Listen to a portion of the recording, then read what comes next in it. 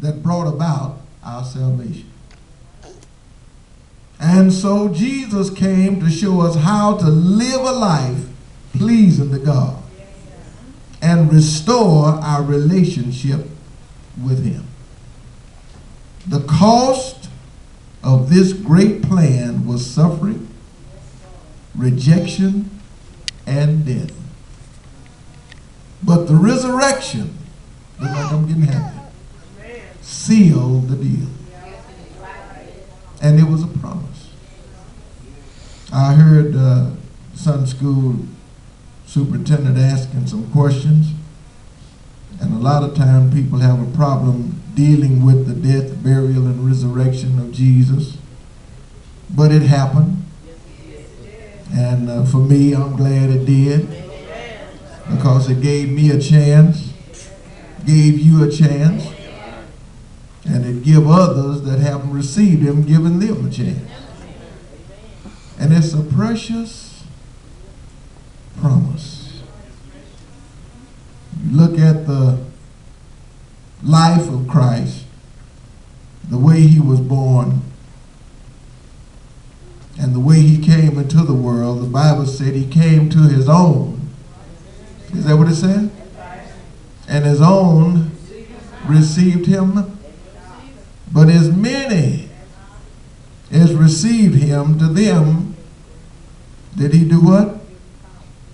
He gave them power to become the, touch somebody and tell them, saying that's a promise. Another promise He made, He said, I came that you may have life, and that you may have it more. Can I say something? If you were to really take an inventory of your life, I mean a real detailed inventory of your life, you would have to testify that God have done more for you than the devil have done to you. And you ought to put your hands together and give Him a praise for that.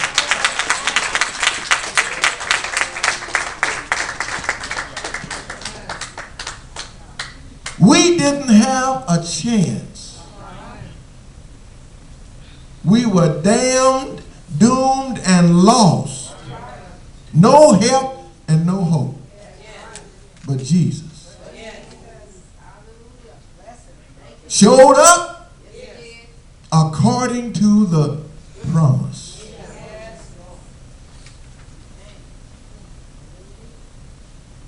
Came to die. Didn't come to live a glorified life down here on earth. He came to die. He was that lamb that was prophesied, that was slain before the foundation of the world. He came to die. When I think about all of the things that He did, I was listening to the teacher teach this morning. Thank you, Sister Bridget. Everything that Jesus endured was not pleasant. And even though He was God, He was in the flesh. He ate like we eat, slept like we sleep, was ridiculed and lied on and talked about. And all these things didn't make Him feel good. But He didn't retaliate. He didn't get upset. He didn't go off the deep end. The Bible gives us to understand that all during His life, while He was down here, He went about doing good and healing all that was oppressed of the devil. And all that He did was included in His promise. The healing of our bodies, the saving of lost souls, all of this was included in the. And when people can act like they purchased their own salvation and and they're here because of their own goodness, people like that scare me. Because according to the Bible, we all have sinned. Is that in the book? And come short of the... So the only reason why you are saved, if you're saved, is because of the price paid and the promise that God made.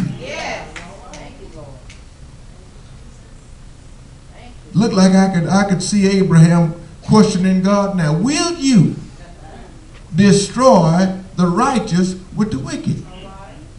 Not only is it some in Sodom and Gomorrah, but there might be 2 or 3 righteous down there. Oh, I felt something then. Down here, you created the heavens and the earth. And you said one day you're going to destroy heaven and earth. God, are you going to destroy the wicked? I mean the righteous along with the wicked on the earth? And look like in my mind, Elder Higgins, God on the throne had his hands under his chin thinking about it. He said, no, that wouldn't be too cool. He said, but somebody's got to pay a price. He said, I cannot allow sin to prevail. Something's got to give. I'll be shy. Somebody's got to pay. It's going to either be the whole earth or somebody that connected with the earth. And looked around and couldn't find nobody. Searched the earth below, nobody. Searched the universe, nobody. And from behind the throne came the precious Lamb in the form of Jesus.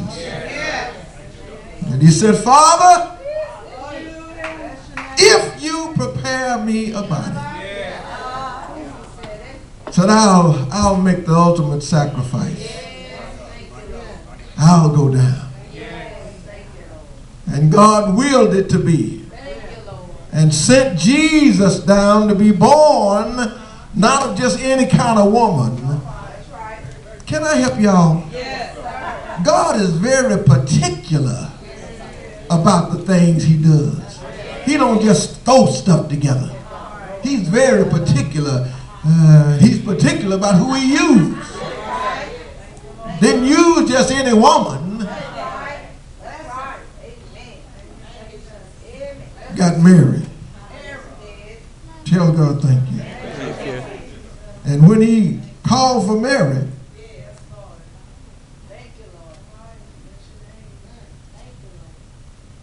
she was a virgin, the Bible said. And she was espoused to a man, engaged to a man, and they were to be married. But when her husband discovered that she was pregnant, in his mind he was going to divorce her, put her away privately. But the angel showed up and let her know that what she was carrying was a holy thing. It wasn't a man-made thing.